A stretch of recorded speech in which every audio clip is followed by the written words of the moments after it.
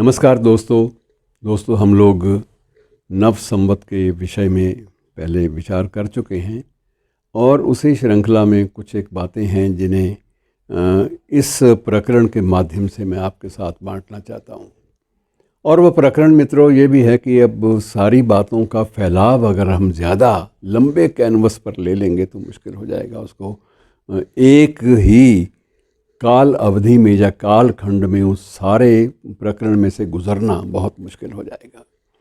इसलिए ज़रूरी है कि इसके कुछ एक भाग अलग से हमें समझ लेने चाहिए और आज सिर्फ इसको विक्रमादित्य तक सीमित रख लेते हैं इस छोटे से प्रकरण को।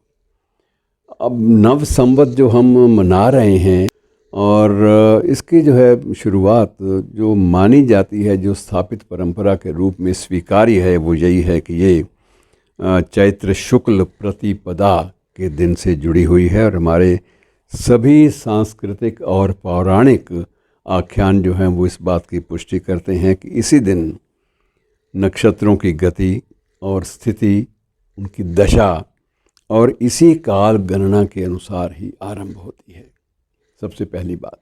और दूसरी बात यह है कि इसका जो महाराज विक्रमादित्य थे, उन्होंने शकों का संपूर्ण विनाश करने के बाद 2079 वर्ष आप मान लीजिए, इससे पूर्व की बात है। 2079 वर्ष, 2080 अब शुरू हो रहा है विक्रमी संवत। 2079 में उन्होंने इस विक्रमी संवत की स्थापना की थी और इसके साथ ही प्रथम चैत्र नवरात्रे भी आरंभ हो जाते हैं। इसे शुभ माना गया था कि ये शुभ है और इस शुभ घड़ी के अनुसार विक्रमी संवत अगले दिन से आरंभ हो गया, 2080 की सुबह से। और इसमें जो विशेषताएं हैं इस दिन की, वो भी थोड़ी सी उनका भी एक थोड़ी सी मैं आपको सूची संक्षिप्त सी दे देता हूँ कि एक तो व्यवस्था यही है, एक तो विशेषता यही है कि विक्रमादित्य ने शकों का समूह नाश किया और विक्रमी संवत आरंभ किया। एक सबसे बड़ी विशेषता ये है। और दूसरी ये है कि ये भी माना जाता है कि इससे पूर्व भी ब्रह्मा जी ने सृष्टि की स्थापना का दिवस इसी अवसर को, इसी तारीख को चुना, इसी घड़ी को चुना, इसी पल को चुना और काल गणना के अनुसार उन्होंने भी यही दिन माना था। और उसके बाद आता है कि भगवान श्री राम का राज्याभिषेक, वो भी कहते हैं कि राज्याभिषेक भी नव संवत को हुआ था। ये बात भी एक स्वीकार्य है, राज्याभिषेक की बात मैं कर रहा हूँ। और चैत्र नवरात्र का आरंभ भी वर्ष में 2 बार हम लोग देवी की आराधना करते हैं, 2 बार नवरात्रे आते हैं और चैत्र नवरात्रों का श्री गणेश भी इसी दिन से माना जाता है। और उसके पश्चात मित्रों आता है इसी दिन पांडवों के सबसे बड़े भाई धर्मराज युधिष्ठिर का भी राज्याभिषेक हुआ था। वो भी इसी दिन, इसी पल, इसी घड़ी में हुआ था।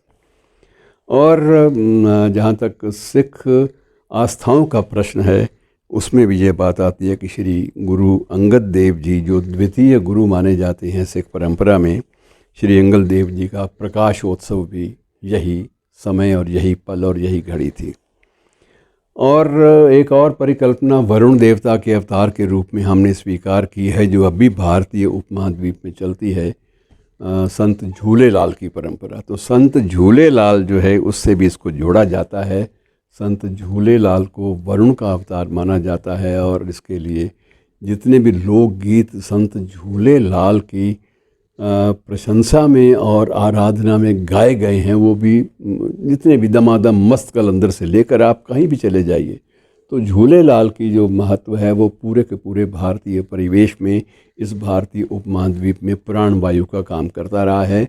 और संत झूलेलाल जी का भी प्रगति दिवस इसे माना जाता है, प्रगति दिवस।